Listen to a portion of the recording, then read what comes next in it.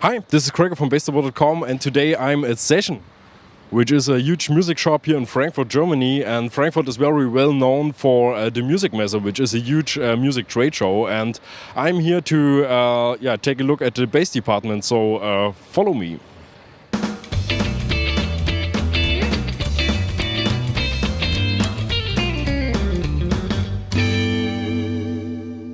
So here we are at the bass department, and let me introduce Marco, who's the department manager here at the bass department. Hello everybody, nice to see you. And behind us you can already see the mighty Fender wall, and I think this is a good point to start because this is where the electric basses started, so let's start our video here. So what do you have? So hello everybody, first Fender traditional wall, a must in every store. And we start with Squiers. We have all Squiers here. And we start with Affinity Series, the modified, but also special stuff like this one. This is a Fender Squier 6-string bass. It's not really common, but we still have it because we like this stuff. It's a mix between a guitar, a baritone guitar, and the bass. Yeah, the spirits are always fighting over what this really is. But the customer can do anything with it, what it wants, because it functions. It has many functions, you know. Squier basses are a huge range of basses, as you probably know. So my question would be, what's your favorite? Of course, I'll show you. Let me see. My favorite is this one at the moment. I really love jazz basses, who have a design from the 60s, and this one is a new one that has matched headstock. It's pretty much similar to the James Johnson bass, but it has a similar body with a matched similar head. Nice pickups, nice hardware, a good price, and I'm really into jazz bass from this area, and you get a good bass for a low price.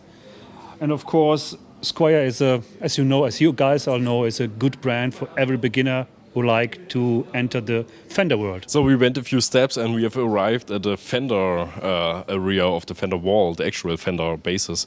And you got a couple of classic basses, as I see. So yes. What do you think about them? Yeah, well, for everybody who likes to enter the real Fender world, I recommend Fender classic basses. So they are made in Mexico, of course, and they sport all good things which were made back in the 50s, but the finish, because these are like normal finish, not lacquer like Nitro's finish. But if you guys are interested in a good starting jazz bass who looks and sounds like more or less like the 60s, this is a good one. And forever P bass lover, it's one of my favorite color A, sunburst with a metal pickguard. I love it. And what do you prefer, more like the 60s or the 70s models in the jazz bass world? Myself, I have both of them, but I'm an old guy, you know. So I was born 61. I really love the 60s stuff. So do you have a 61 jazz bass? No, I have a 64 and some 70s. Too bad. I'm very sorry. I'm very sorry. And also 62P bass, of course. I'm very sorry about that. But actually I love more the 60s stuff. Actually myself, I really into those crazy colors like seafoam green, coral, fiesta red, all that stuff. I really love those colors. So do you collect basses, or is this what is your how deep are you in all this stuff? Okay, I play and do collect basses since I was a kid. That's why I work here, of course. In my past work, starts with basses back in, I think, 85 or 84 something. The time when I was born. Yeah, so then I was about 20 something, and I started playing bass, I think, in 76 or something like, when I was 14, 15 years old, and I still have my first jazz bass. It doesn't have anything in common with the way it looked like before, but I think it has still some parts from the 70s. So it's 71 or 72 jazz bass. Session Music has an own YouTube channel, and with like a million of videos or something, and Yeah. or maybe 500,000, and they are very long. You're talking a lot, Yeah, I and have so to. even it's of course German because we are in Germany, but there's a lot of playing in there. So if you're interested, just check this channel out, and I guess a lot of these basses you will see, or you have already seen, or will see today, we are already featured there. This is the custom shop in session. First of all, I was responsible for designing the old bass section, so the carpets and everything. And for this room, I'm really happy about it because I love really the hippie stuff. You know, that's why you see here many old concert posters. There's one weird stuff going on in the shop all the time, which wasn't here when I was in charge. There's this fountain. Tell me what it is. Yeah, this is a very special thing we have built in all the guitar area. This thing is computer controlled, and it gives humidity and many things else to every room in this shop, in the first floor where we are guitars, because we made the experience. Maybe you remember when you were here that the necks were drying out, and especially in the winter time In when the when winter you time, start we had dry when you necks. start to heat and the air is getting really dry. Yeah. And the then strings. the The wood shrink then, and the fret would come out, and of course it went back since we have this installation here, and we are proudly to say that we are the only shop in Europe who has these systems. Yeah, so we have custom shop Fender basses here. As you all know, it's very difficult to get them. I mean, we always try to get the most jazz bass as possible. You know, sometimes it's okay, sometimes it works, but like maybe you remember the Pinot bass. Yeah. The Pinot bass is one of those basses. It doesn't really stay long, and you have to wait for it maybe about half a year, maybe 8 months. But for some reason, though, maybe you got sometimes nice bass like this one. This is a jazz bass 64. It was a little bit uncommon because it has a binding, it has the dot inlays, the clay inlays, and the Coda Red matched headstock, which was not really 64 thing, but the Fender story is very long, and this is a special run, and we're very proud to have it because you won't find that much. 64 anniversary heavy Relic bass, of course, with flat wounds on it because it has to be like this, you know. Yeah, very light stuff, beaten up. It looks like it was played for 20, 30, 40 years. A good bass with a wide neck. I really love this one. I also have one of those. Yeah. And talking of all the flat wound strings, what those strings are you putting on all these basses? It depends. These are Labella. No, these are the Dr. Tomasic. We had a customer who was comparing the Pino Palladino bass and this one. Yeah. And to be honest, this one sounds nice with the Tomasic. The Tomasic strings are very soft. Yeah, You know, very soft, thin. and they don't have that much pull on the strings. So just to sort it out, like the Tomastic strings are the strings on the Pino Palladino bass. Yeah, of course, and that's why we put it on. But I think or in my opinion, the most famous and probably also the best Labella. strings are the Labellas. Yeah, of course. 760 FL. Yeah, Exactly. Best flat wound strings ever. I mean, if you really like to go into a good pair of flat wound strings, go for Labella. Yeah, of course. And for testing those good instruments, we have a Glockenklang, a blue soul with 2x10, 2x2x10 cabinets here. For my opinion, this is a combination which sounds really straight, really straight, and so you can like go for the modern sound. You can check out the bass with this one. Of course, we can bring in any other amp, but with experience, we made this sounds good with every bass. I think this one is very good jazz bass. It sounds extraordinarily good. It's one with the last batters, 2 bridges. Actually, you cannot find those bridges anymore in new because they're out of the market. Yeah, that's very difficult.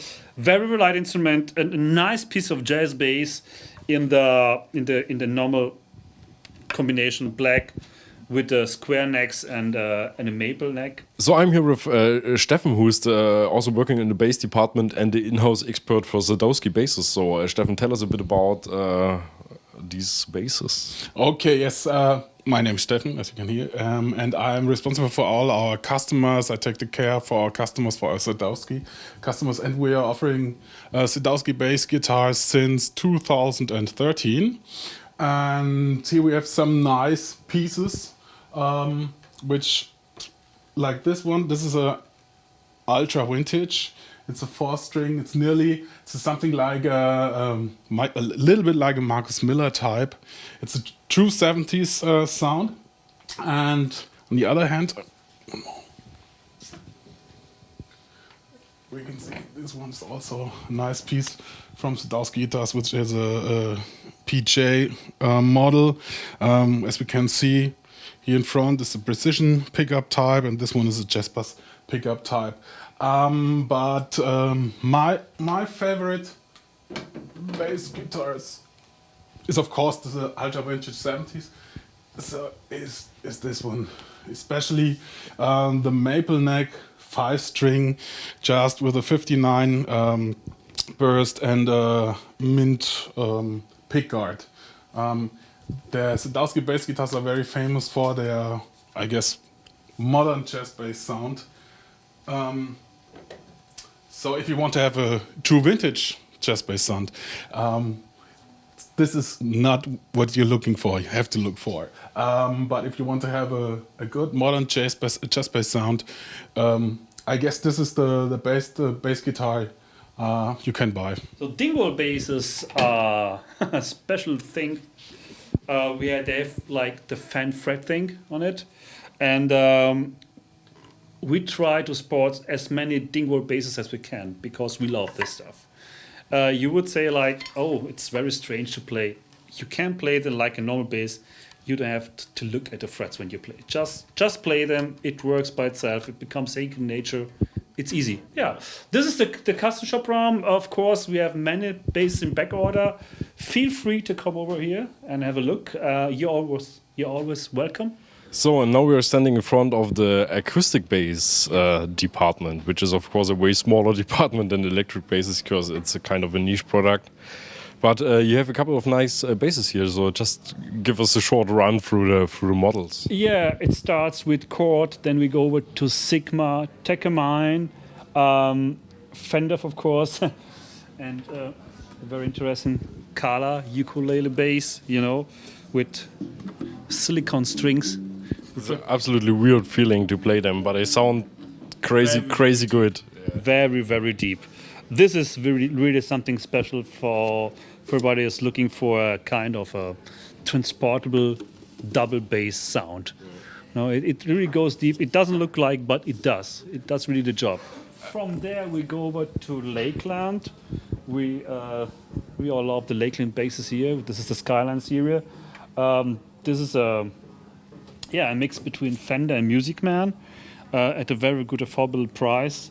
The Skyline series is built in Indonesia by Chord, and these are very good basses, good P basses, good jazz basses, good 5-string passive for less money with a very big sound. This is you have to love the color, of course, but what this wood makes with this bass, it's incredible. This is, like you mentioned right now before, this is one of the best selling fretless bass ever here, because this one affects the sound in a certain way. If you really look for singing fretless, like warp, like the typical, this is the choice. There I see the Marleaux Diva basses, which is kind of like the second favorite fretless bass you can get. The design is a bit special. It's very special because you have a neck that goes from here to here, more or less, and the fingerboard, it's very long. You have like signs where the fretwood goes like, so we have 12, 24, and more. I mean, like what Georg says, if you're looking for a bass who's really in very close to a double bass, this might be the choice for you, because this sound not only sings, but it has very, very deep, more than woody tone, and it's just because the long fingerboard. And so this makes the instruments very, very special. We have always a 4 and always a 5 string. And Marleaux does some other designs. These are more the classical versions. Is the Votan models or the Votan XS? This is the normal Votan bass, and this is the Votan in the special session edition. So you get only in this shop those basses, because they have a very, very thin lacquer on it, very, very, very, very thin finish on it, and they change here and there the specifications. The result is a little bit more like very, very thin sound, more like precise sound. It's not the boomy like this. So here's another session special from Sandberg this time. Yeah, Sandberg is one of our favorite companies, we must say, and this is a special edition. So this is one instrument. This has been specially. I think you were the initiator. Even before me. So Yeah. it's probably in Simon. the shop like for over 10 years already. Yeah, nice tops, nice bodies, mahogany's, and of course maple tops. We have this one always in 4, 5, and 6 string version. Yeah, well. Speaking of Sandberg basses, in this shop you have to mention Tim, because Tim is the Sandberg guy in the shop. I mean, let me introduce you, Tim. Tim is the guy who knows everything about Sandberg. Let's talk a bit about Sandberg. So, what's your favorite model from the entire Sandberg collection or series? The last model which impressed me was these California Nighthawk models. Actually, the basics are well known to everybody who took a look at the Sandberg basses in general. It's a California model available in that precision humbucker configuration, or in that jazz bass style configuration, also with a splittable humbucker in the rear. But these are different pickups than the regular Sandberg yes. models. We have this special matte black finish, that aluminium pickguard, and the different pickups.